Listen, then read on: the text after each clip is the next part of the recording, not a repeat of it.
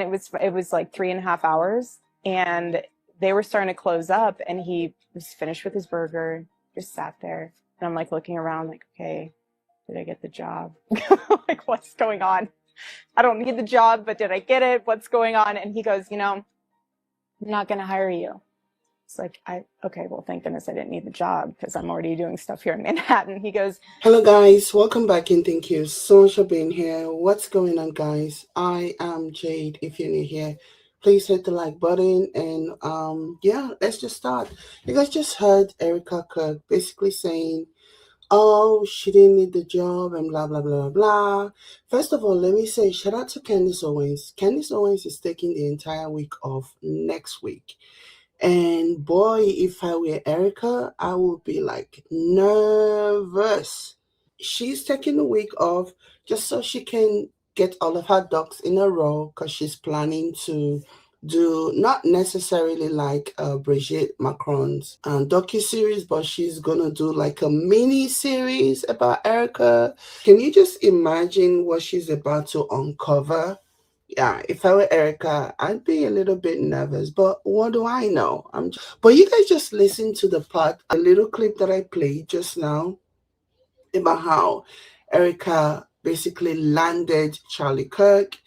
And you hear her say she went to this interview not necessarily desperate for a job, just something that if it so happens, then so be it. According to her, she already had multiple jobs lined up, but she just wanted to go. Again, every time she opens her mouth, like you can see why people feel the way they do about her. So anyways, I watched two very fantastic documentaries today on Erika Kirk, and boy oh boy does she have a trail of very very questionable behavior.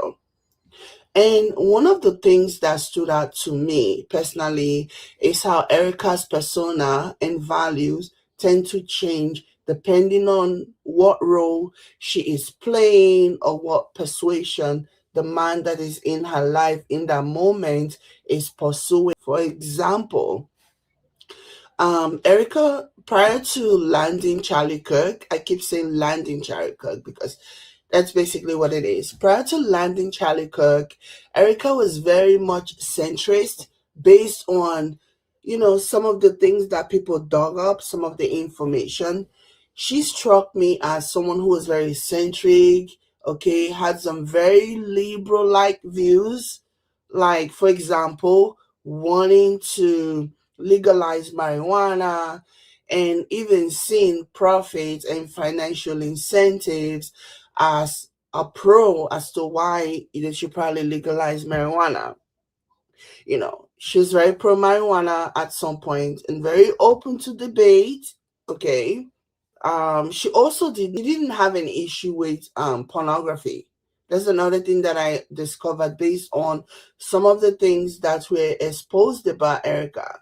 She didn't really have a problem with, pornography as long as it was regulated and was inaccessible to minors, which, in my opinion, is a very, very fair stance to have to take. No one in their right mind, unless, of course, you are a sick, twisted element, no one in their right mind wants minors having access to corn.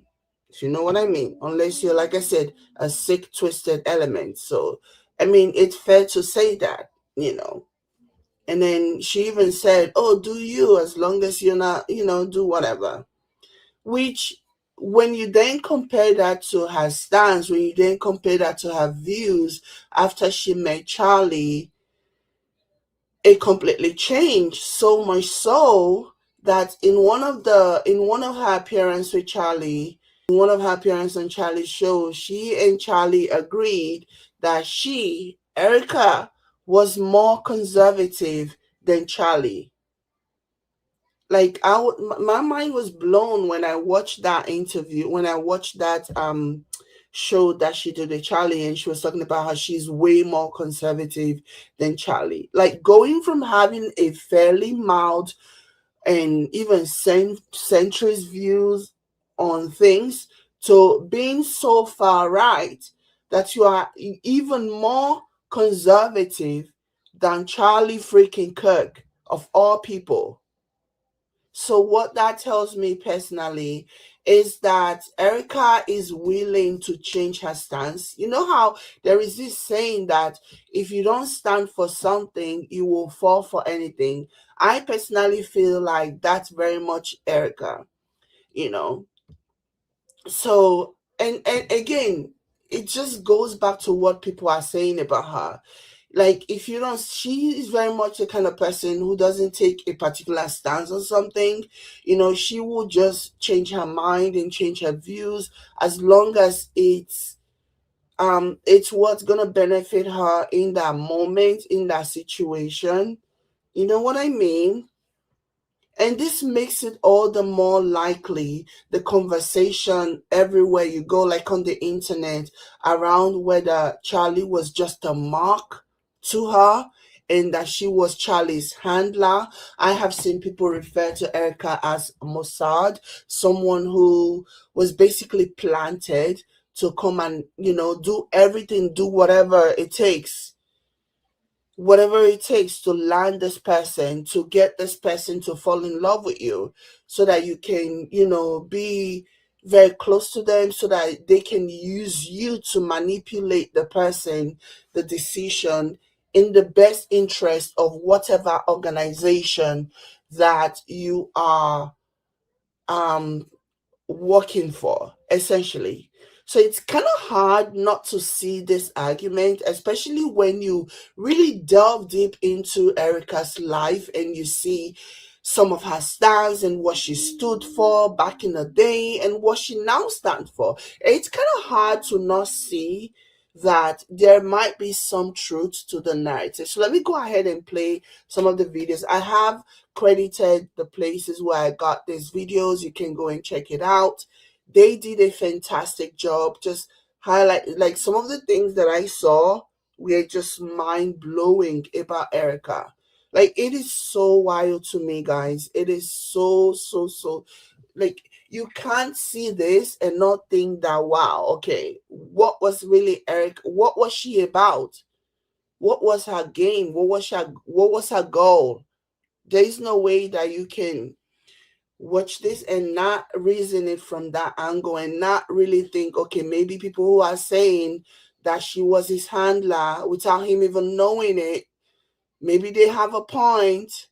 Anyways, let me go ahead and play this. You're sitting in that chair for a reason. That exact chair. That person that's sitting right next to you was meant to sit right next to you. I will never forget the time I was in Israel with my husband. Well, that was the second time, but the first time with my mother on a pilgrimage. And I was standing in the ticket line. And it's so interesting how the story, and this is the main reason why I wanted to do this video.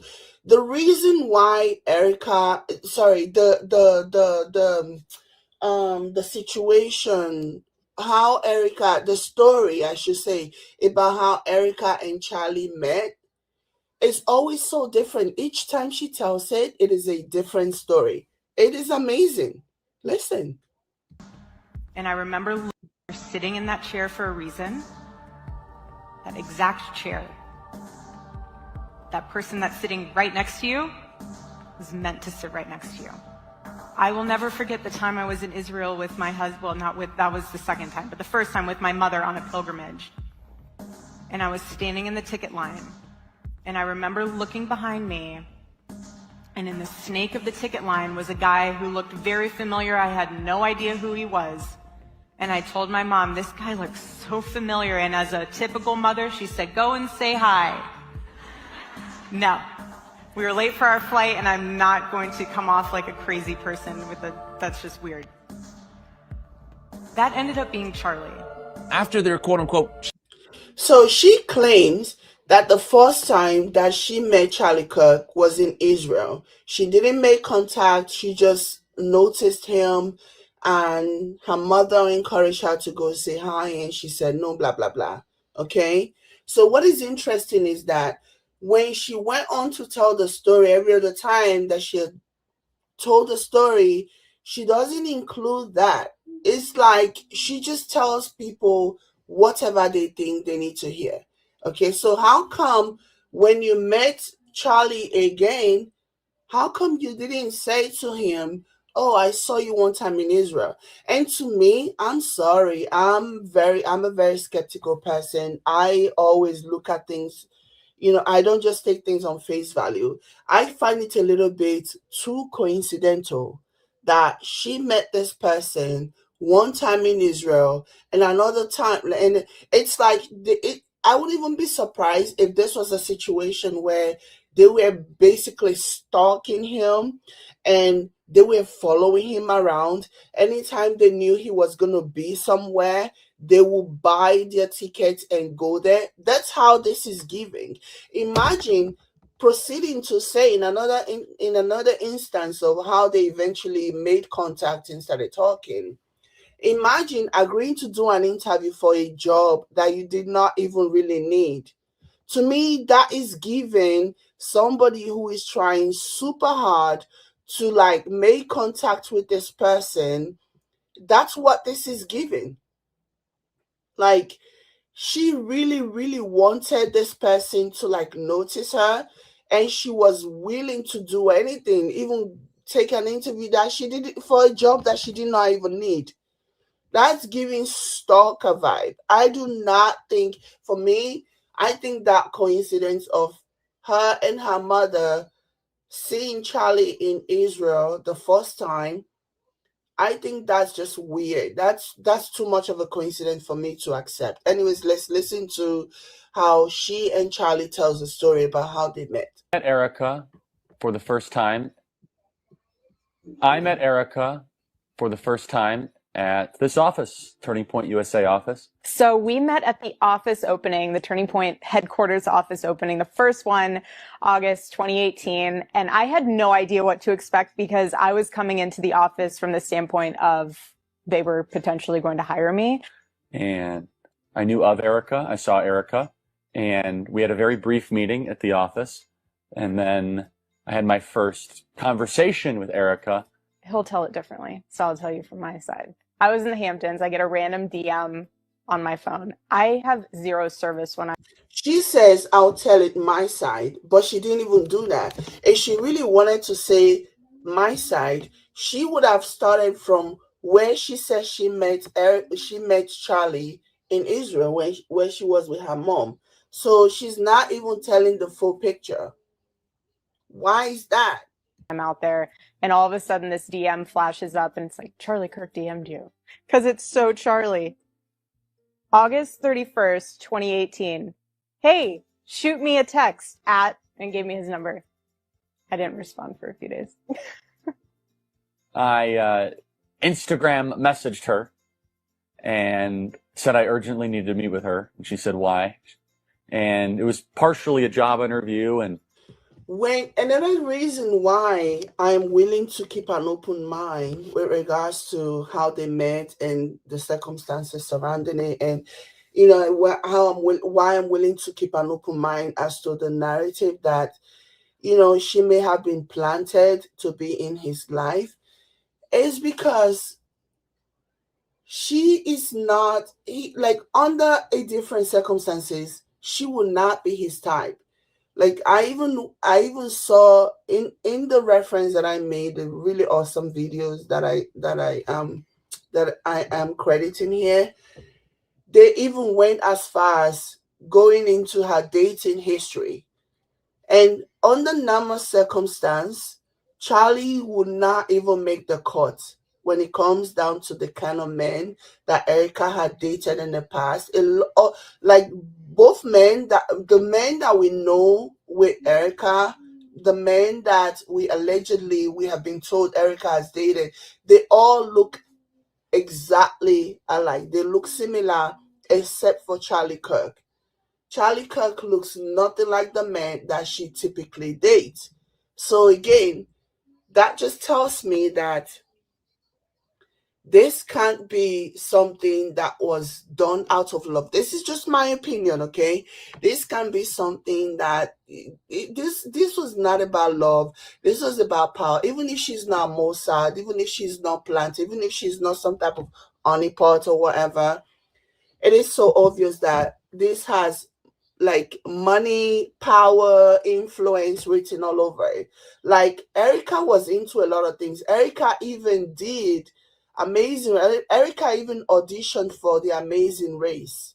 She really wanted fame. She really wanted, even if it's not any of those things that are being said about how she was a plant, the simple fact that she really wanted fame, she really wanted to be in the reality TV orbit, that just tells you that it was not love. It was not love. She didn't love Charlie.